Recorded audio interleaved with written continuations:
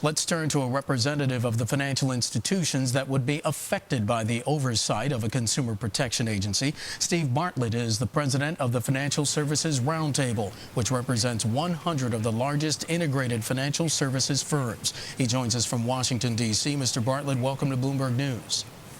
Thank you, Mark. It's good to be here. It's a good day. Of course, it's always a good day when you start off the day with the President of the United States receiving the Nobel Peace Prize. I think we're all happy about that and a little surprised, but it's a good thing. It's a good thing for the country and a good acknowledgement to the President. And we were talking about that during the commercial break as well.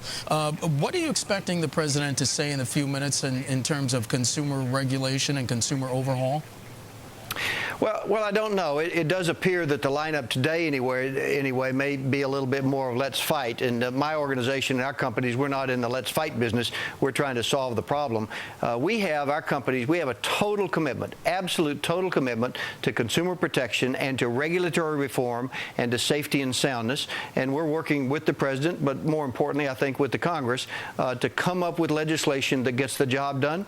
I think Congress is proceeding at a good pace. I would like them to move faster. I think the President would, but I think they have to do their due diligence and get it right. So we think that we're going to get regulatory reform and we're going to get consumer protection, and it'll happen. Do you think there should be a systemic risk regulator? We do. We actually called for that as early as 3 years ago, 2007, where our organization called for a total overhaul of the regulatory system. I wish we had gotten it done in 2007. Maybe some of this could have been averted. Part of that will be consumer protection. We don't think it should be a separate agency, but blended into the agencies. Part of it will be a systemic risk regulator, where somebody can look at the entirety of the system for the systemic risk and to prevent the kinds of problems we had a year ago.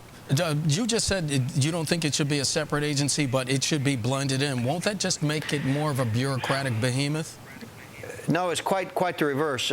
What happened in this meltdown was not that we had too few regulatory agencies. We had too many.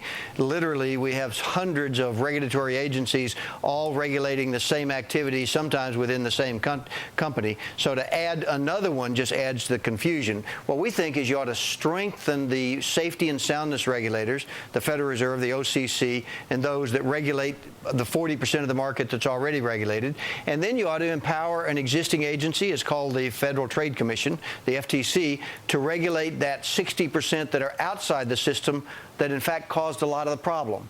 So if that's where the problem came from, then we ought to have the FTC create some regulation and enforcement on those unregulated so we can protect those consumers that did get damaged by the last downfall. Wasn't damaged by our members on the regulated side, but they did get damaged, and we need to get the damage stopped and get regulation in place. But you don't need a new agency to do that. Is that the #1 concern of roundtable member companies, that at least in terms of a systemic risk regulator, try to prevent this from happening again?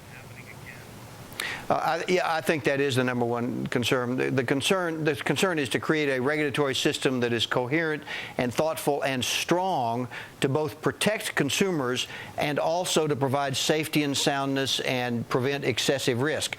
You can't do one of those things without all three, frankly. And if you separate that into further separate agencies, then you have more chaos. So our concern is that we don't want Congress to create more chaos. We want them to create more coherence. Isn't taking risk, I guess, part of the American way, a part of the capitalist ideal? People should take risk. In fact, in the financial industry, it's all about managing risk. We think that what happened is the unregulated firms were able to take excessive risks, and then that led to the collapse. And I'll give you an example. There was a whole category of mortgages that were offered by mortgage brokers, hundreds of thousands of them, and by unregulated companies that did not require an ability to repay the loan. Now, that sounds basic now that we look at it, but that was sort of par for the course for a while. So we think that the safety and soundness regulators should say, nope, you got to have an ability to repay, fully documented, fully underwritten for the life of the loan. That protects the consumers. It also protects the risk to the system. Steve Bartlett of the Financial Services Roundtable.